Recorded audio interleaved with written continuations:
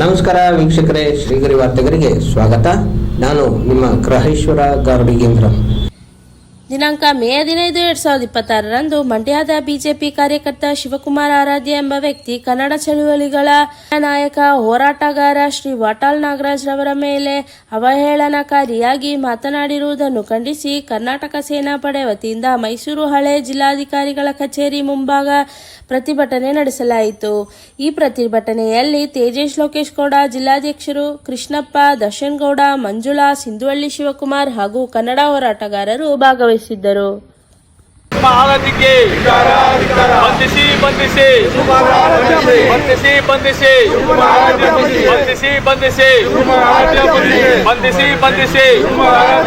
ವಾಟಾಳ್ ನಾಗರಾಜ್ ಬಗ್ಗೆ ಅವಹೇಳನಕಾರಿ ಮಾತಾಡಿರುವ ಶಿವಕುಮಾರ್ ಆರಾಧ್ಯಗೆ, ಬಗ್ಗೆ ಹಾಗೂ ವಾಟಾಳ್ ಬಗ್ಗೆ ಅವಹೇಳನಕಾರಿ ಮಾತಾಡಿರುವ ಶಿವಕುಮಾರ್ ಆರಾಧ್ಯಗೆ ಬಂಧಿಸಿ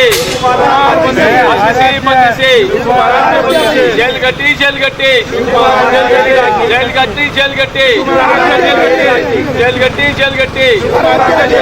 ವಾಟಾಳ್ ನಾಗರಾಜ್ ಬಗ್ಗೆ ಅವಹೇಳನಕಾರಿ ಮಾತಾಡಿರುವ ಶಿವಕುಮಾರ್ ಆರಾಧ್ಯಗೆ, ಶಿವಕುಮಾರ್ ಆರಾಧ್ಯಗೆ, ಅವಿವೇಕಿ ಶಿವಕುಮಾರ್ ಆರಾಧ್ಯಗೆ,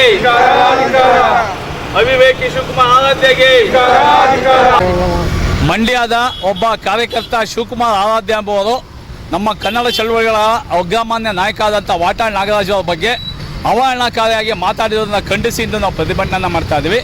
ನಮಗೆ ಕರ್ನಾಟಕ ಅಂತಂದರೆ 3 ವಿಚಾರಗಳು, 3 ಜನ ವ್ಯಕ್ತಿಗಳು ನಮ್ಮ ನೆನಪಿಗೆ ಬರ್ತಾರೆ. ಮೊದಲನೇದು ಜ್ಞಾನಪೀಠ ಪ್ರಶಸ್ತಿ ಪುರಸ್ಕೃತ ಕುವೆಂಪುರವರು, ಎರಡನೇದು ಡಾಕ್ಟರ್ ರಾಜ್ಕುಮಾರ್ ಅವರು, ಅದು ಬಿಟ್ಟರೆ ವಾಟಾಳ್ ನಾಗರಾಜ್ ಅವರು. ನಾವು ನೋಡಿದಾಗೆ ಕಳೆದ ಒಂದು 7 ದಶಕಗಳಿಂದ ಏನು ಸ್ವಾತಂತ್ರ್ಯ ಬಂದಾಗಿನಿಂದ ಏನು ಕನ್ನಡ ನಾಡಿನ ನೆಲ ಜಲ ಭಾಷೆ ಪರವಾಗಿ ಅತಿ ಹೆಚ್ಚು ಹೋರಾಟಗಳನ್ನು ಮಾಡಿಕೊಂಡು ಬೆಂಗಳೂರಿನಲ್ಲಿ ಹಾಗೂ ನಮ್ಮ ರಾಜ್ಯದಲ್ಲಿ ಕನ್ನಡವು ಈಗಲೂ ಉಳಿದಿದೆ ಅಂದರೆ ಅದಕ್ಕೆ ಕಾರಣಕರ್ತ ಆಗಿರತಕ್ಕಂಥ ವಾಟಾಳ್ ನಾಗರಾಜ್ ಅವರು ನಮ್ಮ ನಾಡಿನ, ನಮ್ಮ ರಾಜ್ಯದ ಹಿರಿಯ ಒಬ್ಬ ಹೋರಾಟಗಾರರು. ಅಂಥ ಹೋರಾಟಗಾರರ ಬಗ್ಗೆ ತಿಳ್ಕೊಳ್ಳದೆ ಒಬ್ಬ ಅವಿವೇಕಿ ಆದಂತಹ ಶಿವಕುಮಾರ್ ಆರಾಧ್ಯ ನಾಲಿಗೆ ಬಿಟ್ಟು ಅವ್ರ ಬಗ್ಗೆ ಏಕವಚನದಲ್ಲಿ ಅಯೋಗ್ಯ ಅಂತ ಮಾತಾಡಿ ಕನ್ನಡದ ಬಗ್ಗೆ ರೋಲ್ ಕಾಲ್ಗಳು, ಸೂಟ್ ಕೇಸ್ ಗಿರಾಕಿ ಅಂತ ಮಾತಾಡೋದು ನಿಜಕ್ಕೂ ಖಂಡನೀಯ. ಈ ಕೂಡಲೇ ರಾಜ್ಯ ಸರ್ಕಾರ ಈತನ ಮೇಲೆ ಝೊಮೊಟೊ ಕೇಸನ್ನು ದಾಖಲೆ ಮಾಡಬೇಕು, ಅವನ್ನ ಗಡೀಪಾರು ಮಾಡಬೇಕು ಮಂಡ್ಯದಿಂದ. ಮತ್ತು ರಾಜ್ಯ ಸರ್ಕಾರ ಒಂದು ಕಟ್ಟುನಿಟ್ಟಾದ ಕಾನೂನನ್ನು ತರಬೇಕು. ಏನಪ್ಪ ಅಂತಂದರೆ ಯಾವುದೇ ಹಿರಿಯ ವ್ಯಕ್ತಿಗಳ ಬಗ್ಗೆ ಆಗಲಿ ಇನ್ನೊಬ್ಬರ ಬಗ್ಗೆ ಆಗಲಿ ಮಾತಾಡುವಾಗ ನಾಲಿಗೆಯನ್ನು ಹಿಡ್ಕೊಂಡು ಮಾತಾಡಬೇಕು. ವಾಕ್ ಸ್ವಾತಂತ್ರ್ಯ ಇದೆ ಅಂತ ಬಾಯಿಗೆ ಬಂದಂಗೆ ಮಾತಾಡಬಾರ್ದು. ಇಂಥವ್ರಿಗೆ ಒಂದು ತಕ್ಕ ಪಾಠವನ್ನು ಕಲಿಸ್ಬೇಕು. ಝೊಮೊಟೊ ಕೇಸನ್ನು ಹಾಕಿ ಅವರಿಗೆ ಜೈಲ್ಗೆಟ್ಟಬೇಕು. ಇವರಿಂದ ಬೇರೆಯವ್ರಿಗೂ ಮಾದರಿ ಆಗಬೇಕು. ಆ ಬಗ್ಗೆ ಮಾತಾಡಿದ್ರೆ ಒಳ್ಳೆ ಹಿರಿಯ ವ್ಯಕ್ತಿಗಳ ಬಗ್ಗೆ ಏನಾಗುತ್ತೆ ಅಂತ ಪಾಠ ಕಲಿಸ್ಬೇಕಾಗತ್ತೆ ಅಂತ ನಾವು ರಾಜ್ಯ ಸರ್ಕಾರಕ್ಕೆ ಈ ಕೂಡಲೇ ಮೇಲೆ ಝೊಮೊಟೊ ಕೇಸ್ ದಾಖಲಿಸಬೇಕು ಅಂತ ನಾವು ಆಗ್ರಹ ಮಾಡ್ತಾ ಇದ್ದೇವೆ. ಜೈ ಹಿಂದ್, ಜೈ ಕರ್ನಾಟಕ. ಅವ್ರಿಗೆ ಏನು ಮಾಡಬೇಕು ಅಂತಂದ್ರೆ ಈ ಕೂಡಲೇ ಅವ್ರಿಗೆ ಕ್ಷಮೆ ಕೇಳಿ ವಾಟಾಳ್ ನಾಗರಾಜ್ ಅವರು ಹಾಗೂ ಕನ್ನಡಿಗರ ಕ್ಷಮೆ ಕೇಳಬೇಕು. ಹೋರಾಟಗಾರರು ಅಂದರೆ ಸೂಟ್ ಕೇಸ್ ಗಿರಾಕಿಗಳೆಲ್ಲ ನಿಮ್ಮ ರಾಜಕೀಯ ಪಕ್ಷದ BJP ಆಗ್ಬೋದು, ಕಾಂಗ್ರೆಸ್ ಆಗ್ಬೋದು, ದಳ ಆಗ್ಬೋದು.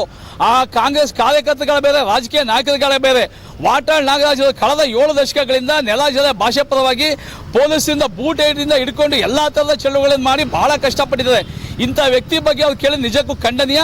ಈ ಕೂಡಲೇ ಅವ್ರು ಕೇಳಲಿಲ್ಲ ಅಂತಂದರೆ ಅವರ ಮನೆಗೆ ನುಗ್ಗಿ ಮಸಿಯನ್ನು ಬೆಳಿಬೇಕಾಗುತ್ತೆ ಅವ್ರಿಗೆ ಅಂತ ನಾವು ಎಚ್ಚರಿಕೆಯನ್ನು ಕೊಡ್ತಾ ಇದ್ದೀವಿ. ಮತ್ತೆ ಮುಂದಿನ ವಾರ್ತೆಗರಿಯಲ್ಲಿ ಭೇಟಿಯಾಗೋಣ.